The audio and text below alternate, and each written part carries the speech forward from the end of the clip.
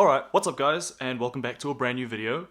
My name is Richie, and this is another exciting day actually. I've got the brand new S20 Ultra 5G in front of me. Also some Samsung stickers. I don't know where I'm going to put them yet, but these are pretty cool. Anyways, this phone comes courtesy from Samsung, so thank you to the folks over there. And I suppose let's just get into the unboxing. So this one happens to be a cosmic grey S20. I didn't really have much say in the color. Let's cut that properly. There it is. And obviously with all new Samsung phones, we can't forget this little compartment. I will also say that the box is a lot heftier compared to the last year's S10. That packaging was a bit flimsy, not very premium. SIM ejection tool here, so I can add that to my collection. And in New Zealand, you also get a case, which is quite nice. Also, your usual books, and we'll pluck those and file them to the side. And of course, here we go. I've never actually held one off of a security tether, so this is one hefty phone. It's powered on. It's also got the pre-installed screen protector on it. While we're waiting for that to boot up, let's check out the accessories. You get your 25 watt fast charger, so what was included in the other S20 models as well as the Note 10 and Note 10 Plus. You also get your USB-C to Type-C cable. I'm not going to pull that out because I don't want to make a mess. Then we've also got some AKG USB Type-C headphones with some ear tips. But if you're buying the S20 Ultra, you most likely have Galaxy Buds or AirPods, so we won't worry about those. And then in here, I presume, I don't know what's in here. I don't think there is anything in here, to be honest. Yeah, nothing's in here, so let's put that off to the side, and we have our S20 Ultra 5 Gangsta Alpha Omega Supreme. To enable accessibility mode, continue holding the screen with 2 fingers until you hear a beep. Shut up, Samsung.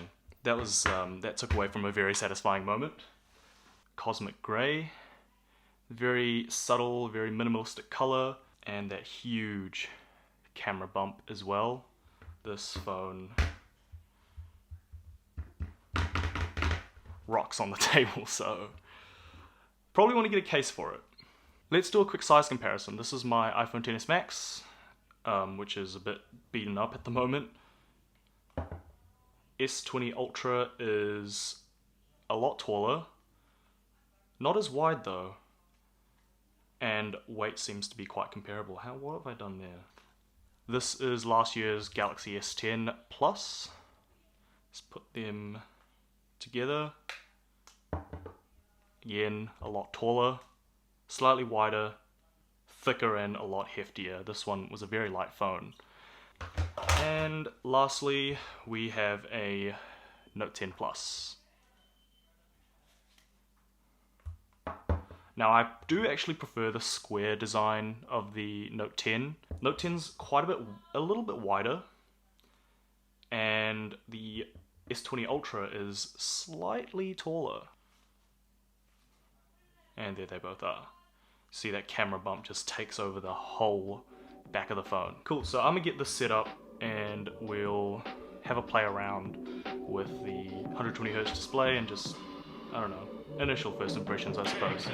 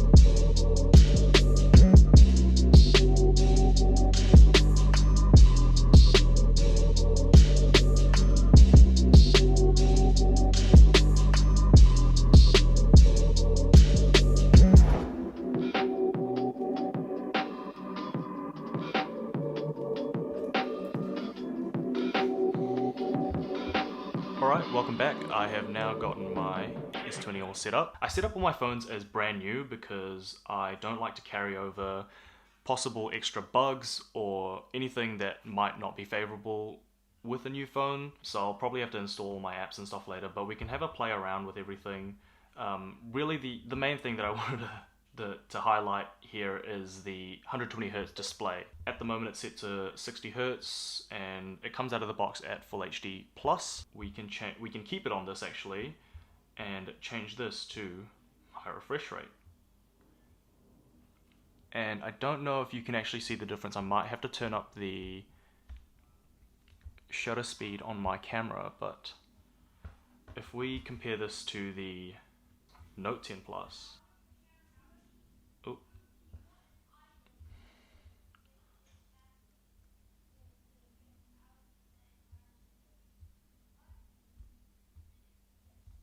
I'm not too sure if you can see the difference, but you can definitely see this in real life. So change my screen time out to 2 minutes. That is so nice, so buttery smooth. I suppose the other thing we can compare it to is the iPad with the ProMotion display. So here's my iPad Pro 11-inch. This is the ProMotion 120Hz refresh rate. And to be honest, just from swiping on the displays, I feel like Samsung is smoother, and that may have something to do with Samsung setting its display. And that may have something to do with Samsung just setting its display to a hard 120Hz refresh rate. And whereas the iPad is adaptive, so it will actually turn down the refresh rate. Another thing that I'll also note is that this thing is hefty. It's my hands are like, my wrist is sore from handling this phone in front of the camera like this. Ultrasonic fingerprint sensor works pretty good. It's quite fast. Oh, didn't work that time. But I mean, that 120Hz is probably the main reason why you're buying any S20 phone. And you don't get this just with the Ultra, you get it with all the phones, so there's really no point in getting this model if you just want the 120Hz refresh rate. The other thing that I wanted to explore is the dual SIM functionality of the S20 lineup. This is the first time New Zealand's actually getting dual SIM phones straight from the market. Normally you'd have to parallel import them, but this one also has an eSIM. But if we pop the SIM tray with our handy dandy, that didn't work out as well as I thought, with our SIM ejection tool, you have your duo SIM and SD card slot. So let me try and pop two SIMs in here. I've got a Vodafone and a Spark SIM. Oh. The thing I hate about Samsung SIM trays is that they're made out of plastic, so they're very annoying to manipulate. I'm going to do that and see what happens. I don't think Spark has their eSIM network enabled for the Samsung lineups yet. Okay, so it can do dual physical slots, and then with the Vodafone network we've got 5G capabilities as well. Interesting. Should probably not put my numbers on blast, but there we go. So that's cool, and then if you did want to add eSIM functionality, you can do that later as well. So that's good to know. One thing that I'll also cover is the... cover, I didn't mean to do that. One thing that I'll also touch on is the case. So this is the case that you get included in the box. The Samsung cases are actually quite nice. For contrast, here is the one from my Note 10, which is a bit beaten up. But if you look after it, it should be right. It doesn't add too much bulk to the S20, but you still get that camera bump.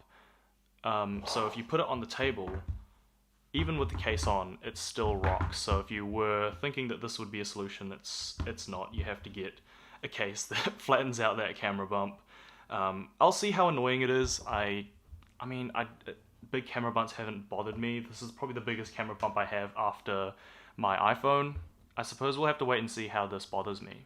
But anyways, let me know if you guys want to see any more S20 or Samsung content. I can do a comparison between this and the Note 10 Plus. I'm going to be using this phone as my main device for the next couple of days or weeks or months even, alongside my iPhone, because I really can't let this phone go. I've got an eSIM in here with my personal number, as well as iMessage and my watch and all that, so I have to have this but I guess I have more freedom to leave it at home since my Apple Watch is cellular, and I can use this as my kind of main device for consuming content and also social media, that kind of thing. So yeah, let me know what you want to see. If you want to see a full review, or if you want to see a comparison between iPhone, or if you want to see a comparison between the Note series, let me know. But apart from that, that is pretty much the video, just your S20 Ultra unboxing and first look, first impressions, I suppose, and we'll see if we can film some more content with this later. Before I sign off,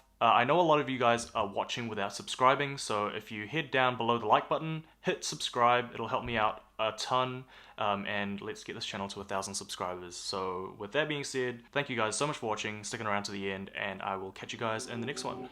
Peace out.